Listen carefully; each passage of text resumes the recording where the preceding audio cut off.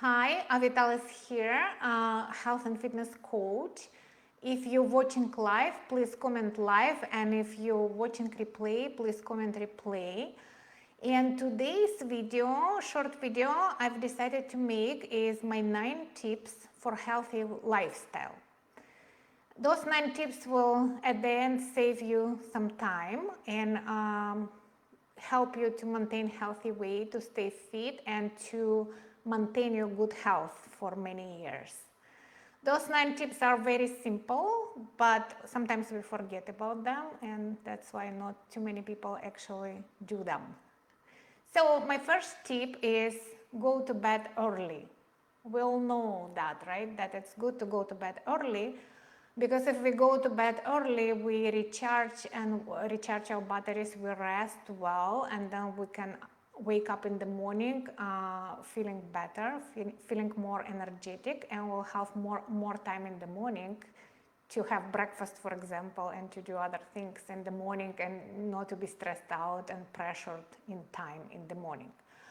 But not too many people go to bed early, and we have different reasons. First of all, we have so many distractions such as TV, social media, multiple social media channels, YouTube, Instagram, internet, Facebook, what's not, right?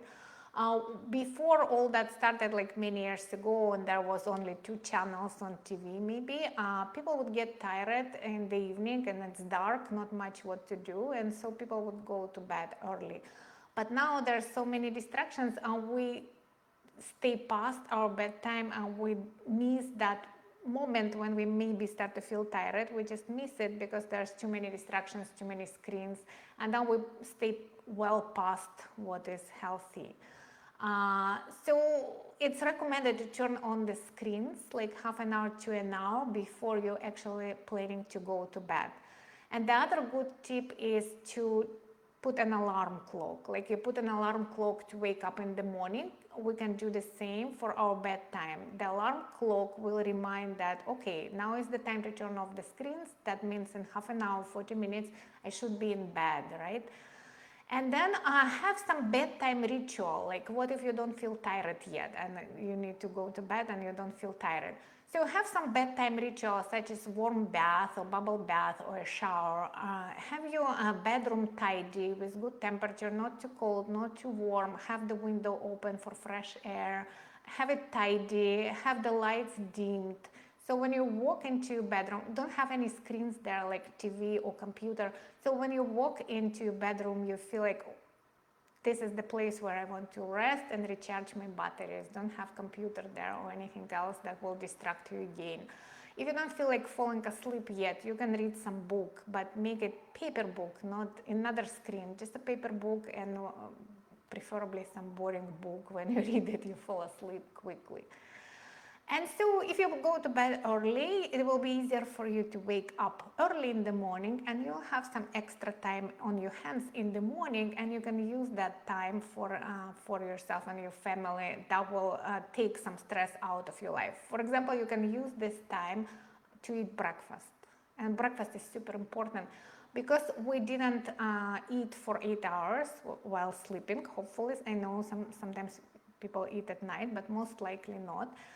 So when we wake up in the morning, we have not had anything for 8 hours or more, and we need some food for energy, right? To go for our day. We need some carbs to keep going.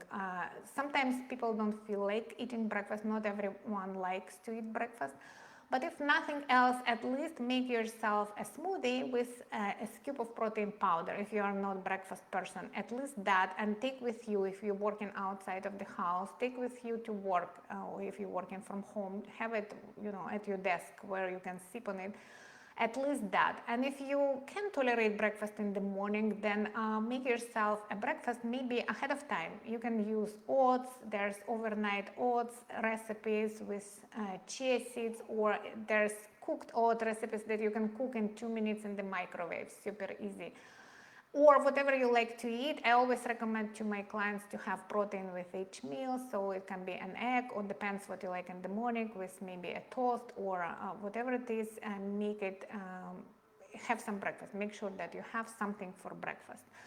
That will make you not to overeat at lunch. So if you had your breakfast, by the lunchtime you will feel hungry but not too hungry. If you didn't have breakfast, you'll be very hungry at lunch, most likely overeat. Now, if you have some time in the morning, it will make it easier for you if you have to take your kids to school, or if you have to commute to your work. There are less chance that you're going to be late, and there's also a chance that you'll take your lunch with you to work. This is my next tip. Always take your lunch with you to work. And if you work from home, have your lunch ready, because even if you work from home and you have some lunch break, you don't have time to cook your lunch from scratch. But if you have your lunch already prepped for you, then you will end up eating it. And if you make your lunch ahead of time, which we'll talk about in a moment, then you can make sure it's a healthy lunch, and so you are properly nourished at lunchtime. Because if you don't have your lunch ready, or if you didn't pick it up to work, then you'll end up eating something else, maybe less healthy, maybe picking something up or ordering something like pizza or something less healthy. Or maybe you're just staying hungry until the dinner, and that's when people usually overeat at the dinner time if you didn't eat properly during the day, and that's how we gain weight. Because if we eat most of our food at night and we don't move at night, and it's almost like a bedtime, then it's how we gain weight. So it's not such a good habit. Also, I wanted to touch on snacks. It's good to have healthy snacks with you. Like if you go to work, take them with you. If you work from home, have them around so you can easily find them, reach to them and eat if you get hungry between meals. And when I'm talking about healthy snacks, it's not protein bars, no, not chocolates and candies. It's good to have some apples, some washed fruits. If you take to work, apple is easy to take. Maybe some raw nuts, such as almonds, few almonds, and apple. That can be a wonderful snack to have with you, or a banana that you can always snack on in between meals if you need. And if you eat like that the whole day, once it's dinner time, you come home for dinner, you'll most likely eat less than normally you would if you didn't eat the whole day. And so most likely you'll not end up gaining weight from eating late at night. And also it's healthier overall for our system, because at night our metabolism slows down, all our systems slow down, and the body needs to rest. And if you had a huge dinner, you'll need to digest it at night once you're in the bed. And that's why many people have some stomach problems from eating late at night. So that brings me to tip number 6. Go shopping on a regular day. And usually it's on Saturday or Sunday for most of the people, right? On your day off. Have a regular day when you go shopping. So you do your list ahead of time. You make a list, you check your fridge, see what you need, right? And at the same time, every week, go and do shopping for the whole week ahead. So try to buy everything for the week ahead, so you don't have to go back to store in the middle of the week. This is the big one for all of us. And this way, once you come back from your shopping, you already can start planning ahead for the next week. What are you going to have? And especially if you live with family, then it's not only you. What are your kids going to have? What your partner going to have for lunch and for breakfast and for dinner for the whole next week, right? The 7 days that are coming in the coming week. So to prep, you can write it down. It's just easier that way. You can take a piece of paper, write it down Monday, Tuesday, and such, and breakfast, lunch, and dinner, approximately what are you going to make. And then actually cook your proteins ahead. You can cook your proteins for the whole week, and you can freeze half of it. So you have half of it in the fridge, and half of it frozen that you can pick up when the ones that are in the fridge already eaten, you can pick up from the freezer and just stir fry your proteins, and they will be ready.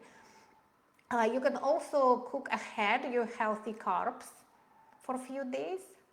And then if you didn't cook enough for the whole week, you can, one of the evenings in the middle of the week when you're not so tired, when you have time, you can cook some more, right? So it lasts you the whole week. And you can even put them in the containers already. So if you work outside of the house and in the morning when you go to work, it's so easy just to, pull it from the fridge and take with you. And if you work from home, same thing. You just pull it out, warm it up in the microwave, and you have your lunch ready. So plan ahead. That brings me to tip number 7. You need to plan your exercise as well. So when you plan your meals for the week ahead, set aside maybe another 5 minutes with your planner, whatever you use, if you use paper planner or if you use a Google calendar for that, and put your exercise on that calendar. So we need to be healthy, we need to exercise between 3 to 5 times a week. It depends on your goals. If your goal is just you don't have to lose weight, you don't have to build muscle, and you just want to maintain, then 3 to 5 times, right? And but if you have to lose weight, if you have special goals, if you want to build muscle, that can be even more. So 3 to 5 hours a week, it's not that much. It doesn't have to be resistance training the whole 5 hours. You can do 3 hours of resistance training, for example, and 2 hours of cardio. And cardio can be just walking or riding your bike. And but we have to schedule those exercises ahead of time for the next week. Because if we don't schedule, what happens? Something comes up, or maybe you feel tired, or maybe you don't feel up to it, and we end up not doing what we planned, right? Imagine you have a doctor's appointment or you have an appointment with your friend. You will show up no matter what. But with exercise, if it's only between you and it's not scheduled, it's not on your calendar, it's very easy not to do it. So that's why put it on your calendar and just stick to it and just do it. Do what you said you will do. Now, tip number 8, check your weight every week. And why to check weight every week? Because if your goal is weight maintenance and you start to gain some weight, you will not know about it until your clothes start to feel tight. But once your clothes start to feel tight, you've probably already put quite a few pounds on, right? And then it will be harder to lose them. But if you check your weight weekly, you will see the fluctuations, right? And if you see that your weight start to go up, you will deal with it on timely manner, but by either cutting your calories a little bit or adding more exercise or both. And this way you can maintain your healthy weight for life. You don't have to put pounds and pounds, every few years. You can just maintain whatever weight you had at high school. Yes, it is possible to maintain it throughout your life, no matter what stage of life you are at, no matter what your hormones are doing. If you eat healthy and you exercise, it is very much possible to maintain your healthy weight through life. And that brings me to tip number 9, measure your waistline. Why and how? So you take a tape, I'm going to show you, I have it right here, a tape like this, and measure around your waistline. There was a research, it's well-known fact that our waistline connected to our heart problems. So for women, it's supposed to be 31.5 inch or less, and for men, it's supposed to be 37 inch or less. So if you're a woman and your waistline is 31.5 inch or less, then you are at very low risk for heart disease or cardiovascular disease.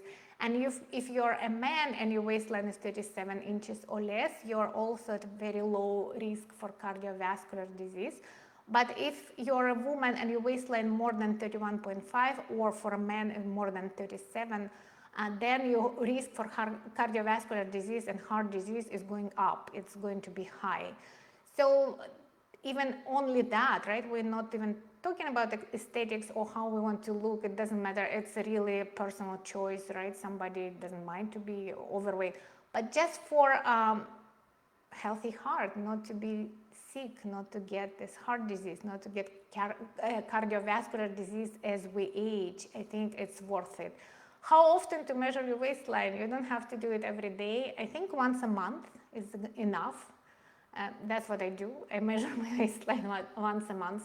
So yeah, I would suggest do that and check your weight once a week and schedule your exercise a week ahead and prep your meals. And go to bed early and wake up early. So those 9 tips that help me and they help my clients to stay on the top of your healthy routine and of your good health. And of course, if you have any questions, I'll be very happy to answer them. And that's it for today. I hope you enjoyed. Write your questions in the comments below, and see you next time. Bye for now.